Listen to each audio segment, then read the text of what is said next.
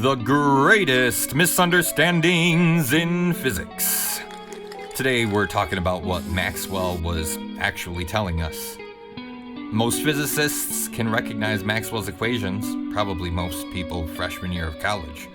You know the ones, those four elegant equations that describe electromagnetism. They're the equations behind radio, television, radar, computers, cell phones, the internet. The whole modern world is built on these equations. They're among the most successful equations ever written. There's only one catch.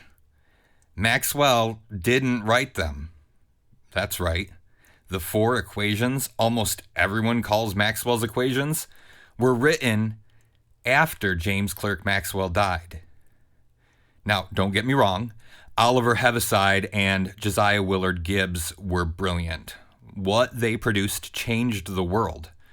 Engineers could finally calculate efficiently. Technology exploded. The modern age followed. This isn't the story of a mistake. It's the story of a magnificent compression. And every compression hides something.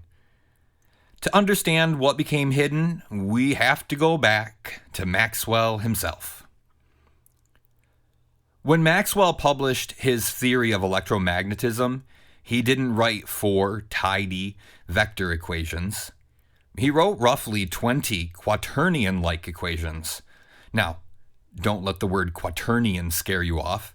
This is where the story gets interesting.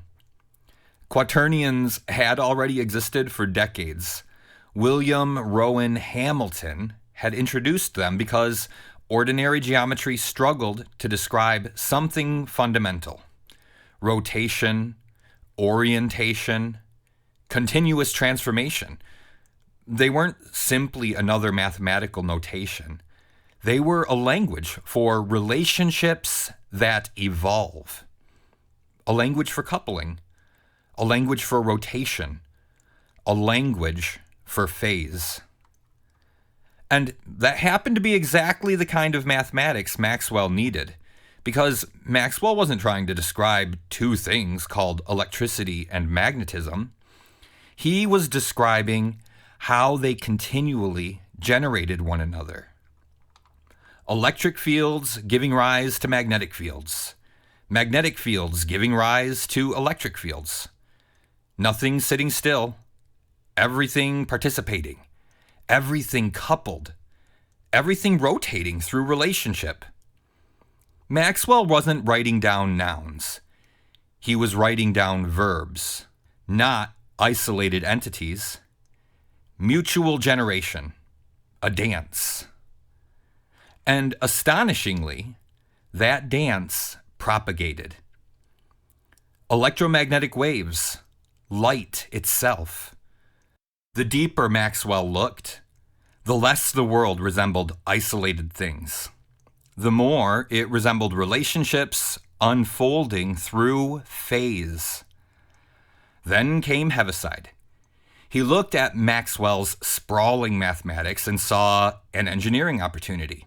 He compressed it, simplified it, flattened it into a beautifully efficient vector language. Now imagine taking an intricate three-dimensional sculpture and pressing it into a blueprint. The blueprint may be incredible. You can build cities from it. You can manufacture technology from it. You can calculate with astonishing precision. The compression succeeded spectacularly. It also made something harder to see. Coupling moved into the background. Rotation moved into the background. Phase moved into the background. The engineering remained. The relational grammar became quieter. Notice, none of those relationships disappeared. Electromagnetic waves still propagated through coupled dynamics. Standing waves still formed. Interference still occurred. Resonance still organized stable structures. The verbs never stopped happening. We simply became very good at talking about the nouns. And that's a pattern worth noticing. Again and again, we encounter something surprising. Galactic rotation, thing. Quantum measurement, thing. Persistent plasma organization, thing. Information paradoxes, thing. Again and again, our first instinct is to ask, what new thing have we discovered? Maxwell quietly invites a different kind of question. What relationship have we failed to notice? What upstream process is continuously generating what now shows up as a thing? That's a very different style of science, and remarkably, it is exactly where so many independent researchers are converging today. Some arrive through plasma physics, some through torsion, some through resonance, some through geometry, some through complexity science, some through biological self-organization. Different paths, the same recognition. Stable forms emerge from recurring relationships. Persistent structures emerge from coupling. Organization emerges through phase. Suddenly, coupling and rotation stop looking like mathematical details and begin looking like organizing principles. The closer we look, the fewer nouns we require, the more verbs we discover. Now, this doesn't diminish what Heaviside accomplished, quite the opposite. His compression gave us the modern technological world. It was exactly the bridge we needed, like training wheels on a bicycle. Eventually, though, you outgrow the training wheels. You don't discard them. You understand what they were helping you learn. Today, we stand in a similar moment. We inherit Maxwell's original relational grammar together with more than a century and a half of new discoveries.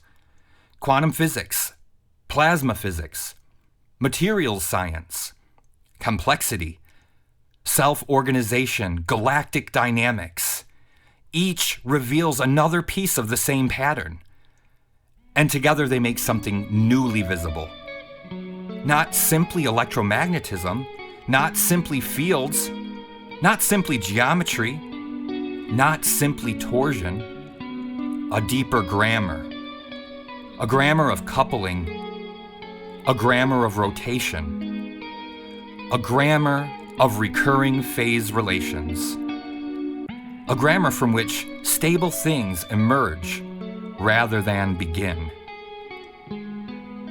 Perhaps the greatest misunderstanding was never Maxwell's mathematics. Perhaps it was forgetting the kinds of questions his mathematics invited us to ask. We never lost Maxwell's equations. We gradually lost Maxwell's questions. Now, those questions are returning. And with them, an entirely new generation of answers. The recursion holds.